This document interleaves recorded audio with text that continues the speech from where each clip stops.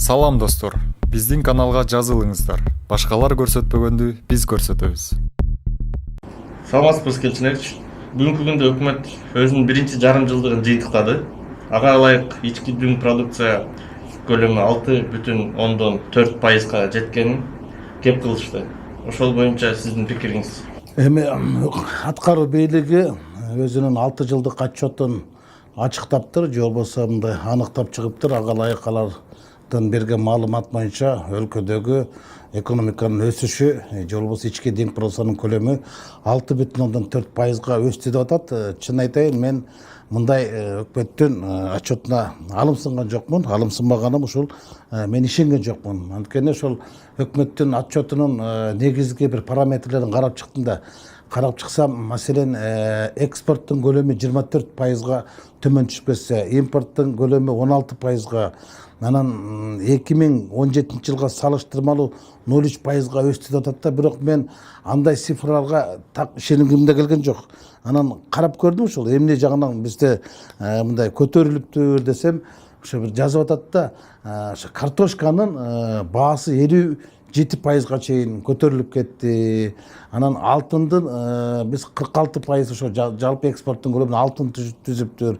Мындайча айтканда, ички дүң продукциянын көрсөткүчүнүн өсүш көлөмү көбүнесе кумтөрдүн сатылган алтынына көз каранды болот да.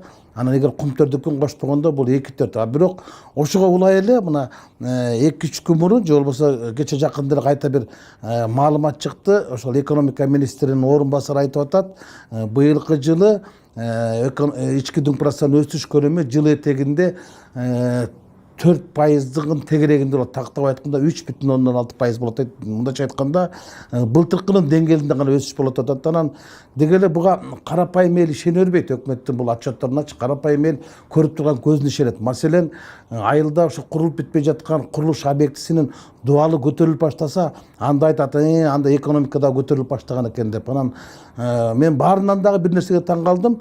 Орточо айлык маянанын көлөмү 16.200 сомго жетти деп атат да.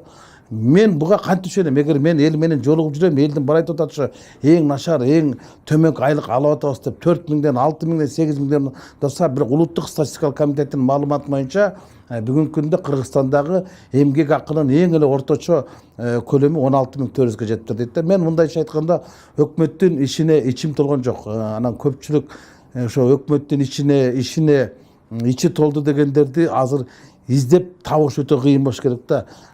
Көбүнесе өкмөттүн шиши толду деген адамдарды кадам сайын кезиктесең болот да. Мен айтат элем, ошол азыркы өкмөттүн иши 6 айлык отчетуна мен алымсынган жокмун. Анан андагы айтылган сандардын бирине да ишенген жокмун.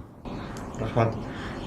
Ушул жумада Ата Мекен партиясынын лидери Өмүрбек Текебаевдин кылмыш иши кайрадан каралмак. Бирок кандайдыр бир себептер менен 1 айга жылдырып коюшту да. Ушул эмне себеп болгонун айта аласызбы? Эми Өмүрбек Чилкешевичке болгон кылмыш иши кайрадан да мен билгенде жаңыдан ачылган жагдайга каралмак болчу да. Бирок ошол адвокаттардын айтымында 23 майда жазыптыр, 25 майда ал соттун кароосуна киргизилген экен. Анан эмне үчүн 2 айга жакын убакыттын ичинде бул ишти биз карап чыкканга жетишкен жокпуз. Дагы 1 ай убакыт, 1,5 ай убакыт сурап, анан 27 ошо августка жылдырып атпайбы? Эми бул чынын айтайынбы, Өмүрбек Чилкешевичке козголгон кылмыш иши бул кылмыш иш деп айтышка дагы туура келбейт. Бул саясий иш болгон, саясий куугунтук, саясий койтулук болду десек да жарашат. Мен буга чейин өзүмдүн пикиримде бир нече жолу айткан болчумун. Анан эми бул иштин артка жылдырышы, бул саясий иш болгондон кийин азыркы өлкөдөгү саясий кырдаалга гана көз каранды болду. Азыркы саясий кырдаал өтө опурталдуу болуп турат. Аны мен айтпасам деле баардык кыргызстандыктар түшүнүп турат. Анан мындай жагдайда Өмүрбек Чилкешевичтин ишин караган бийлик үчүн ыңгайсыз болуп калмак. Бир алабармандык, же болбосо дагы бир чоң акциялар менен коштолуп кетет деп атайын ошо баягы артка жылдырды. Эми бул бийлик үчүн өзү ыңгайлуу шартты түзүп алды. Ошол ыңгайлуу убакытты тандап табышты. Бул баары бир ошол саясий иш болгондон кийин бүгүнкү саясий кырдаалга толугу менен көз каранды деп ойлойм. Суроого улай эле. Мурда президент Алмазбек Атамбаев өз сөзүндө Өмүрбек Текебаевге окшогон депутаттар парламентке керек деп айтып кетти. Муну кандай түшүнсөк болот? Мен деле уктум. Өмүрбек Черкешевичке окшогон депутаттар азыркы парламентте болуш керек дегенди Кыргызстандан бүт кыдырып, анан ушу Өмүрбек Черкешевичке чыккан депутаттар азыркы парламентте керекпи десең, бири дагы мындай каршы пикирин билдирбесе керек. Анткени Өмүрбек Черкешевичке окшогон депутаттар жок болсо парламенттин деле наркы деле баркы деле жок болот.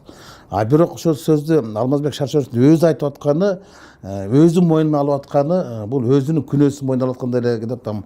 Маселен ошол Өмүрбек Черкешевич дагы, Өмүрбек Токтогулович Бабановду дагы саясаттан ажыраткан, же болбосо алсыраткан өзү болгон да. Анан бүгүн кайта өзү өкүнүп, анан ошолор болсо болмок дегени бул элдин талабына кошулуп атканынан кабар берет. Анткени тарыхтын талабы дагы, демократиянын талабы дагы, учурдун талабы дагы, саясаттын талабы дагы ошо. Эгер биз чындан эле парламентаризмди куруу эпохасында жашап жатсак, анда парламентаризмде парламент күчтүү болуш керек. А парламент күчтүү болуш үчүн парламентте күчтүү личносттар, мындай адамдар болуш керек. А Өмүрбек Текебаев чыныгы мындай элдин таламын талашкан, чыныгы мындай парламентаризмге үлгү боло тургандай депутат болмок да. Анын керектигин азыркы мындай учурда, же болбосо деги эле кандай учурда болбосун парламентке Өмүрбек Черкешевичтен депутаттар болуш керек. Бул тарыхтын талабы. Ушу парламент боюнча азыркы парламент көзүндө тарайт деген сөздөр көп пайда болуп атат коомчулукта. Ошого ишенсек болобу? Эми мындай саясатка сергек сереп салып көрө турган болсок, азыркы парламентти жаманатты кылуу боюнча кандайдыр бир топтордун иштеп жатканын мен байкап турам, анализдеп турам. Анткени ошондой бир макалалар, же болбосо фейк дейбизби, же жалган маалымат дейбизби, ошол кандай болгондо да парламентти каралоо компаниясы, жаманатты кылуу компаниялар иштеп жатат. Бул биринчи себеп. Экинчиден, азыркы кээ бир ошол эмки партия парламенттик шайлоого катышам деген партиялар деле ошо элге жакын барып иштеп калгандары, же болбосо талапкерлерин азыртан эле таптап баштаганы жакынкы араларда парламенттик шайлоо болот, же болбосо азыркы парламент мөөнөтүнөн мурда тарайт деген ушактарга мындай жем таштап коюп атпайбы? Бунун баардыгы көрүнүп эле турат да. Бул экинчи момент. Үчүнчү моменттан алып караганда, эгер бийлик ушул жогорку кеңештеги өзүнүн мындай күчүн сактап калам десе, анда быйылкы жылы парламенттик шайлоодо даярдаса, же болбосо азыркы парламентти таркатып жаңы парламенттик шайлоону дайындаса, ал бийлик үчүн ыңгайлуу. Анткени элдин бийликке болгон ишеними жылдан жылга төмөндөп баратат. Эгер азыр бара турган болсо, бийликтин партиясы бир 30-35 гана мандатка ээ болушу мүмкүн. Ал эми бир жылдан кийин бара турган болсо, ошонун жарымысын эле алып калышы мүмкүн. Азыркы кийинки парламенттик шайлоо менин жеке пикиримде бул кадыр калыңдар менен капчы калыңдардын кармашы болот да. Кайсы тарап жеңет, мына ошого жараша болот. Ошол саясий кырдаалда чыгарат да. Эми баягы чабалердек эрт учат дегендей, азыр бир топ эле партиялар өзүнүн ошо ар бир округтарга бөлүп, анан ошол жерге талапкерлерин тактап, мындай мен шайлоого даярмын дегендей капчыктарын камдап коюп отурушат да. Мен ойлойм, эгерде шайлоолор, кийинки шайлоолордагы мындай акчага добуш сатуулар менен коштола турган болсо, 2000-жылдагыдай болуп туруп парламенттик жанагы жаңы шайлоолордун баардыгын эл жокко чыгарып коюшу мүмкүн, эл макул болбой коюшу мүмкүн. Анткени азыркы, чын айткайын, мына мен ушул 6-чакырылыштын курамында депутат болгон парламентке коомчулук тарабынан, эл тарабынан айтылган сындар өтө калың, арбын. Анан эл кийинки шайлоодо мындай нерсеге жол бербейт. Анан азыркыдай парламенттин болушун каалабайт. Эгер кийинки парламентке дагы азыркы мындай эле адамдар барып кала турган болсо, мындай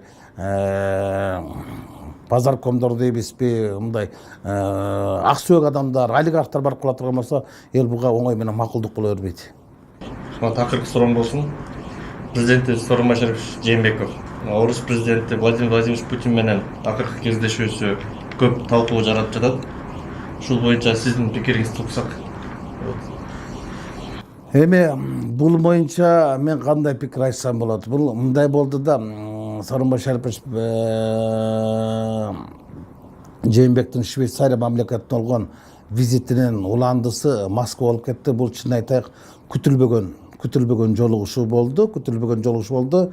Ушул жерден маалыматтык жагынан биринчи уткуруп коюшуп, анан кийин кайта кийин оңдогонго аракет кылышты. Буну биринчи Кремлдин басма сөз кызматы ачыктап жибербеди.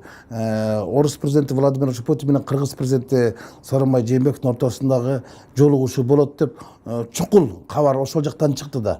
Анан кийин шамал болбосо чөптүн башы кылбайт деп анан ошого карата мындай аналитиктер дагы алдын эле мындай айтып башташты. Бул жерде эмне болушу мүмкүн, кандай сөз болушу мүмкүн, бунун артында эмне турат деген чоң талкууларга жем таштап жиберди да.